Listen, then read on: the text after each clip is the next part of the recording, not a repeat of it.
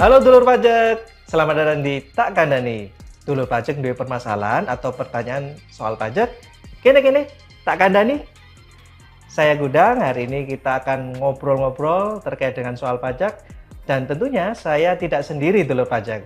Saya sudah didampingi oleh akun representatif KPP Madya Sidoarjo, yaitu Bapak Riris Andi Swandana. Gimana kabarnya Pak Riris hari ini? Kabar baik, Mas Gudang. Alhamdulillah baik ya. Baik dulur pajak, kita di sini akan membahas lebih jauh karena pada episode sebelumnya kita sudah membahas terkait dengan SP2DK dari sudut pandang KPP ya, kantor pajak. Nah sekarang ini tentunya harus berimbang ini Pak Riris. Kita akan membahas terkait dengan bagaimana sudut pandang wajib pajak. Oke, sudah bisa dimulai nih, Sudah bisa. Mas Riris ya? Iya. Siap. Baik, sekarang kita mau bahas dari sisi wajib pajak ya, Mas Riris ya. Apa yang harus dilakukan wajib pajak ini? Kalau misalkan dapat SP2DK, wah, misalnya nggak ada angin, nggak ada apa, wah ini SP2DK tiba-tiba diterima lewat pos, gimana ini Mas Riris? Ya, baik. Jadi wajib pajak ketika mendapatkan SP2DK jangan kaget, silahkan dibaca atau lebih dahulu dengan sesama apa isi SP2DK tersebut. Yang paling utama adalah dalam SP2DK tersebut terdapat jangka waktu wajib pajak harus melakukan konfirmasi ke kantor pajak, yaitu jangka waktunya 14 hari kalender sejak SP2DK diterima oleh wajib pajak. Seperti itu. Jadi waktu yang diberikan 14 hari ya, Betul. Mas Riris ya. Nah ini menjadi penting ini wajib pajak ya, dulur pajak sekalian, bahwa jangka waktunya 14 hari. Nah terus kemudian bagaimana cara wajib pajak ini untuk merespon SP2DK itu? Ya. Jadi SP2DK yang diperoleh oleh wajib pajak dapat meresponnya dengan berbagai macam saluran. Yang pertama yaitu wajib pajak bisa datang langsung ke kantor pelayanan pajak di mana wajib pajak terdaftar. Kemudian yang kedua bisa melalui telepon atau audio visual lainnya. Kemudian yang ketiga bisa secara tertulis dengan menyampaikan ke loket TPT di kantor pelayanan pajak di mana wajib pajak tersebut terdaftar. Seperti itu. Jadi banyak sekali ya sebenarnya channel Ya. atau saluran bagi kawan pajak, dulur pajak sekalian untuk menjawab itu. Betul. Jadi tidak usah khawatir. Apalagi sekarang sudah ada Cortex ya, Betul, mungkin ya. iya. Bisa juga lewat Cortex ya. Lewat berarti ya? Cortex. Kalau SP2DK itu disampaikan oleh AR-nya lewat Cortex juga. Gitu. Siap. Wah ini luar biasa. Jadi jangan khawatir, banyak sekali saluran yang bisa digunakan oleh dulur pajak Pajak sekalian. semua. Baik. Nah, misalkan ini kita kan dari kawan pajak ini atau dulur pajak banyak kesibukan ini. Baru mau ngecek, baru mau melihat bagaimana mengumpulkan informasinya atau dokumentasi. Lah, tiba-tiba sudah lebih nih, Mas Riris, dari 14 hari. Itu gimana? Oke, jadi wajib pajak tidak harus merespon dalam jangka waktu 14 hari ketika sudah melaporkan kepada akun representatifnya. Karena di dalam SE 05 PJ 2022 diterangkan juga bahwa ada jangka waktu 60 hari untuk pembahasan dan penelitian. Kemudian juga ada tambahan 30 hari kemudian sampai dengan LHP 2DK seperti itu.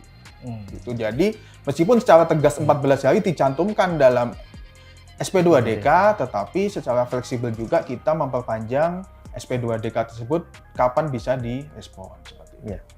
Jadi mungkin kalau dengan kata lain, misalnya kita dari sisi wajib pajak ya, dulur pajak sekalian, ya barangkali perlulah menginformasikan ke account representative atau yang namanya tertera di surat itu ya, Ya, paling enggak kita masih butuh waktu untuk merespon gitu ya. Itu lebih baik ya, Mas Irza. Oke. Baik. Terus kemudian kan ada juga ini nih, kalau yang masih kooperatif ya, itu dia akan berusaha untuk mengumpulkan informasi, mengumpulkan bukti-bukti gitu ya. Tapi kalau misalkan ada yang dia apatis gitu ya, males itulah, apalagi ini SP2DK itu, apakah ada yang perlu disampaikan ke dulur pajak kalau misalkan yang kondisinya seperti itu? Oke, baik. Akun representatif dalam hal ini jika wajib pajak tidak merespon SP2DK sama sekali, baik tidak menghubungi AR-nya, tidak menelpon, tidak mengirimkan laporan secara tertulis, akun representatif akan mengadakan kunjungan atau visit ke lokasi usaha wajib pajak, ke lokasi tempat tinggal, lokasi kedudukan wajib pajak dengan menunjukkan surat tugas. Jadi ada surat tugas kunjungan atau visit tersebut. Kemudian di sana kita nanti akan menanyakan sesuai data atau keterangan yang kita dapat. Kemudian kita juga akan meminta izin ketika kita ingin mengambil gambar atau foto di lokasi usaha wajib pajak. Seperti itu.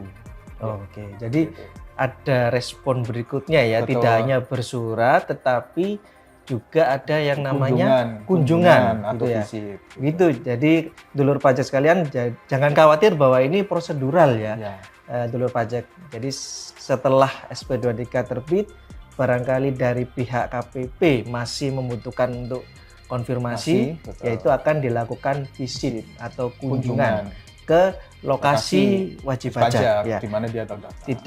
Tidak hanya kantor ya, mungkin barangkali ke pabriknya, ke rumah, kemanapun itu ya. Seperti itu dulu Pak. Jadi tidak perlu khawatir, tidak perlu kaget, karena ini pasti dibekali dengan surat tugas, identitas dan juga materinya juga terkait SP2DK. Dan kalau untuk tambahan di KPP saya di Madya Sidoarjo ada juga fakta integritas yang disampaikan. Artinya bahwa tidak ada unsur lain selain adalah tugas yang disampaikan. Seperti itu. Oke. Ya, kalau kita bisa rangkum ini terkait SP2DK tadi ya. Kalau disimpulkan tindak lanjutnya itu seperti apa berarti? Oke. Jadi ketika wajib pajak itu sudah membalas atau menyampaikan balasan SP2DK tersebut, akun representatif akan melakukan penelitian lagi. Jadi akan menyandingkan data yang kemarin disampaikan lewat SP2DK dengan jawaban wajib pajak.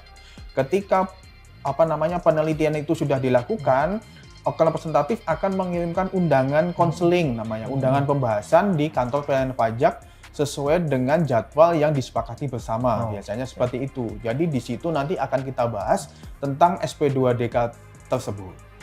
Ya. Jadi masih ada ranah untuk konseling ya. Jadi mempertanggungjawabkan tanggapan atau data-data yang telah dikirimkan ke KPP. Dari pihak KPP juga mempunyai hak untuk mengecek juga, memberikan konseling kepada dulur pajak. Saya kira ini sangat fair ya, sudah sangat fair ya dulur pajak. Jadi tidak hanya langsung main tembak aja, ini harus segini bayar sekian, tidak seperti itu ya. Kita harus menyandingkan datanya juga. Ya, nah ini.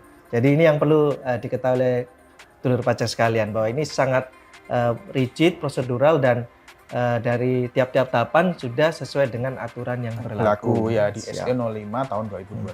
Nah, ini kan kalau khususnya di Jatim 2 ini kan, kalau kita bicara dulur pajak di Sidoarjo mungkin well educated ya bisa lah merespon. Nah ini kan kita sangat beragam nih Jatim 2, dari mulai ujung pesisir utara gitu ya, kemudian sampai dengan di selatan gitu ya. Sangat luas sekali. Nah ini kalau misalkan ada dulur pajak yang masih kebingungan, kira-kira bagaimana, apa yang harus dilakukan? Apabila wajib pajak membutuhkan informasi yang lebih lanjut tentang SP2DK yang telah disampaikan kepada wajib pajak, dapat menghubungi akun representatif yang tercantum di dalam SP2DK yang telah disampaikan. Seperti itu. Gitu ya. Dan itu juga nanti tidak menutup kemungkinan kalau terkait aturan atau bagaimana pengaplikasian di aplikasinya, mungkin kesulitan bisa ke helpdesk juga. Betul, di helpdesk. Oke, baik. Nah, tadi kita sudah membahas terkait dari awal sampai dengan bagaimana wajib pajak merespon. Nah ini misalkan ini, kalau disimpulkan tindak lanjut SP2DK itu bagaimana? Apakah ada tindakan lainnya selain ke pengawasan itu? Seperti itu. Baik, ketika pembahasan dengan wajib pajak dalam bentuk konseling tadi, ada beberapa kesimpulan yang bisa kita ambil. Yang pertama, jika wajib pajak memberikan respon yang baik, memberikan data, dan data yang kita sampaikan dalam pembahasan itu wajib pajak menerima atas penelitian kita, akhirnya kita menutup SP2DK itu dengan kesimpulan pengawasan. Seperti itu. WP siap membayar dan siap melakukan pembetulan atas SPT yang kurang bayar, seperti itu. Terus yang kedua, jika wajib pajak menolak atas data yang kita sampaikan dan dia tetap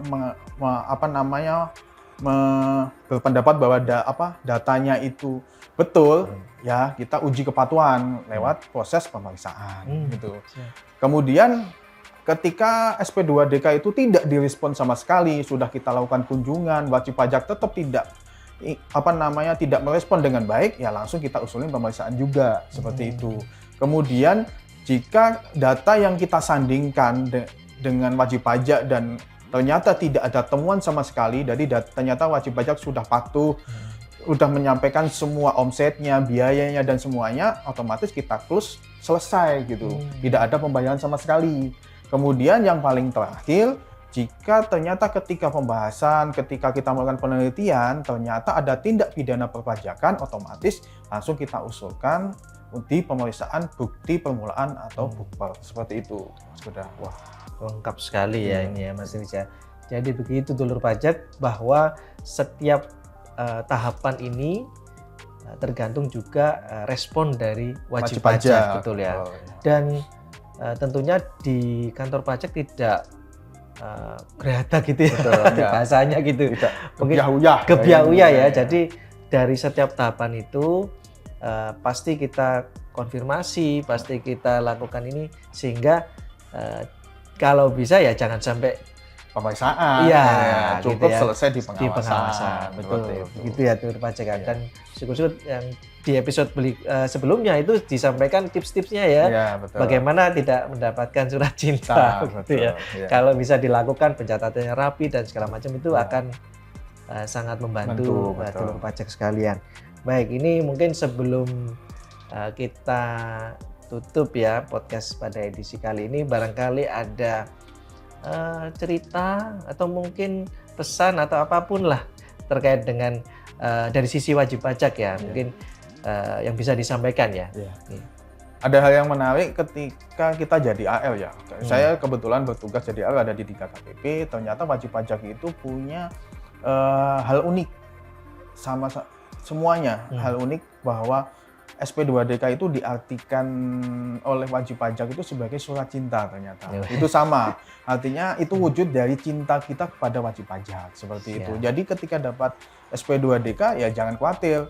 Pertanyaannya ketika belum jelas silahkan menghubungi akun representatifnya. Seperti itu. Nanti ya silahkan langsung, yang penting wajib pajak itu kooperatif lah atas SP2DK yang kita kirim.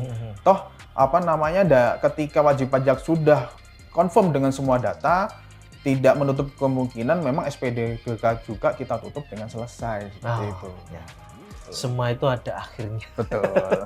Dan tentunya akhir ini tidak selalu berujung ke pembayaran ya, itu ya. Kalau memang sudah dilaksanakan, tentunya tidak akan dikenakan pajak tambahan atau pajak yang double, gitu ya. Pasti akan kita hindari, gitu ya. Baik, itu luar biasa ya. Terima kasih Mas Riris, akun representatif KPP Madya Sidoarjo, atas sharing informasi dan ilmunya kepada kita semua dulur pajak. Mungkin sedikit kami simpulkan di episode hari ini, bahwa ini menyempurnakan episode sebelumnya ya terkait SP2DK, bahwa dari wajib pajak tentunya tidak perlu khawatir, tidak perlu overacting gitu terkait dengan SP2DK ini, karena semua ada prosedur yang sangat jelas dan itu diatur di ketentuan SE 05 ya 2022, dan ini disampaikan secara bertahap dari mulai surat, kemudian ada tanggapan, ada konseling ya, sampai dengan tadi ya terakhir tahapan di SP3P2DK. SP3P2DK, dan semua itu dilalui oleh dulur pajak sesuai dengan koridor aturan yang berlaku. Betul. Baik. Ya, apabila dulur pajak ingin berkonsultasi mengenai pemenuhan kewajiban perpajakan, silakan dapat menghubungi kantor pajak terdaftar atau bisa juga melalui WhatsApp Kanwil DJP Jawa Timur 2 di nomor 081 221 210 210. Dan jangan lupa untuk follow kami di Instagram @pajakjatim2. Seluruh layanan kami gratis dan tidak dipungut biaya. Dulur pajak, dukung Kanwil DJP Jawa Timur 2 untuk mewujudkan zona integritas menuju wilayah birokrasi bersih dan melayani. Sekian Tax Kandani hari ini, sampai jumpa di episode berikutnya. Pajak tumbuh, Indonesia tangguh. Sampai jumpa.